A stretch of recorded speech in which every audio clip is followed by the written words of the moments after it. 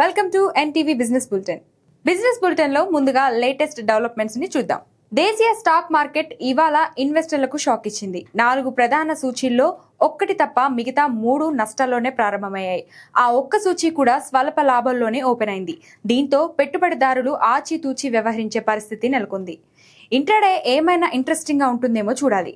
ఇక మరిన్ని వివరాల్లోకి వెళ్తే సెన్సెక్స్ భారీగా లాస్ అయింది. ఏకంగా 300 పాయింట్లకు పైగా పడిపోయింది. 85,325.50 వద్ద ఓపెన్ అయింది.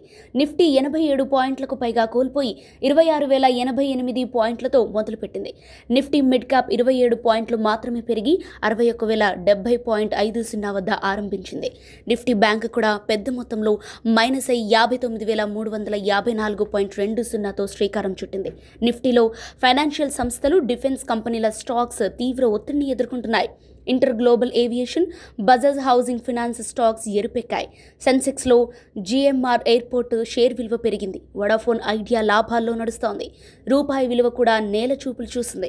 ఒక్కరోజే 15 పైసలు క్షీణించింది. నిన్న సోమవారం 89.55 వద్ద క్లోజ్ అవగా ఈరోజు 89.70 వద్ద స్టార్ట్ అయింది. ఎర్లీ ట్రేడింగ్లో 89.81కి బలహీనపడి రికార్డు లో లెవెల్లోకి చేరుకుంది.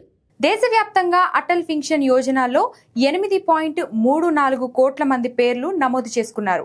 ఇందులో 48% మంది మహిళలు ఉండటం గమనార్హం.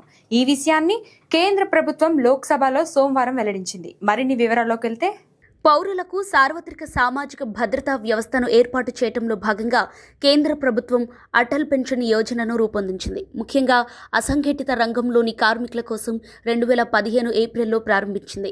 18 నుంచి 40 ఏళ్ల మధ్య వయసు వారు ఈ పథకానికి అర్హులు. వాళ్లకు బ్యాంక్లో సేవింగ్స్ అకౌంట్ కానీ, పోస్ట్ ఆఫీస్ అకౌంట్ కానీ ఉండాలి. అటల్ పెన్షన్ యోజనలో పేరు నమోదు చేసుకున్న వారికి 60 ఏళ్ల వయసు నిండిన అనంతరం పెన్షన్ ప్రయోజనాలు లభిస్తాయి. ఈ బెనిఫిట్స్ని 2035 తర్వాత విడుదల చేసే అవకాశం ఉంది. ప్రభుత్వంతో పాటు pension fund regulatory and development authority ప్రజల్లో అవగాహన కోసం విరివిగా కార్యక్రమాలు నిర్వహించడంతో పెద్ద సంఖ్యలో పేర్లు నమోదయ్యాయి. నాబార్డ్, ఎన్సీఎఫ్ఈ, ఎన్ఆర్ఎల్ఎం, ఎస్ఆర్ఎల్ఎంలు కూడా ప్రచారంలో పాల్గొన్నాయి. అటల్ పెన్షన్ యోజనతో తపాలా శాఖతో పాటు బ్యాంకులతో కలిసి అమలు చేయనున్నారు. ఇజ్రాయెల్తో యుద్ధం నేపథ్యంలో అంతర్జాతీయంగా ఆంక్షలను ఎదుర్కొంటున్న ఇరాన్కి ఉపశమనం కలిగించే విషయం ఇది. బంగారాన్ని విదేశాల నుంచి కొనాల్సిన అవసరం లేకుండా ఆ దేశంలోనే తవ్వి తీసుకునే ఛాన్స్ వచ్చింది. ఫలితంగా ఆర్థిక వ్యవస్థకు తీవ్ర ఒత్తిళ్ల నుంచి కాస్త వెసులుబాటు లభిస్తుందని నిపుణులు పేర్కొంటున్నారు. దీనికి సంబంధించిన మరిన్ని విషయాలను ఈ వీడియోలో చూద్దాం. ఇరాన్లో బంగారం నిల్వలు భారీగా వెలుగులోకి వచ్చాయి. దేశంలోని అతిపెద్ద విలువైన లోహా గనుల్లోని ఒకదానిలో పెద్ద పసిడి నిక్షేపం కనుగొన్నట్లు స్థానిక మీడియా పేర్కొంది. తూర్పు ప్రావిన్స్ దక్షిణ ఖోరాసాన్లోని ప్రైవేట్ యాజమాన్యంలో ఉన్న షాదన్ బంగారు గనిలో ఈ గోల్డ్ డిపాజిట్ను కనుగొన్నట్లు ఫార్స్ వార్తా సంస్థ వెల్లడించారు. ఇది దేశంలోని అత్యంత ముఖ్యమైనదిగా అభివర్ణించింది. ఈ నిక్షేపంలో దాదాపు 8 మిలియన్ టన్నుల ఆక్సైడ్ బంగారు ఖనిజం, 53 మిలియన్ టన్నులకు పైగా సల్ఫైడ్ బంగారం ఖనిజం ఉన్నట్లు వెల్లడించింది.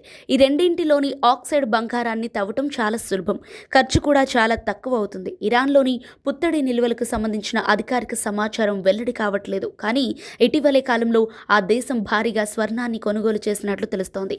2023-2024లో ప్రపంచంలో గోల్డ్ ఎక్కువగా కొన్న సెంట్రల్ బ్యాంకుల్లో ఇరాన్ కేంద్ర బ్యాంక్ టాప్ 5లో ఉన్నట్లు ఆ బ్యాంక్ గవర్నర్ సెప్టెంబర్లో వెల్లడించారు. ఇరాన్లో 15 బంగారం గనులుండగా అందులో అతిపెద్ద గని వాయువ్య ప్రాంతంలో ఉంది. మరిన్ని బిజినెస్ న్యూస్ డెవలప్మెంట్స్ తో రేపటి బులెటిన్ లో మళ్ళీ కలుద్దాం. Thank you.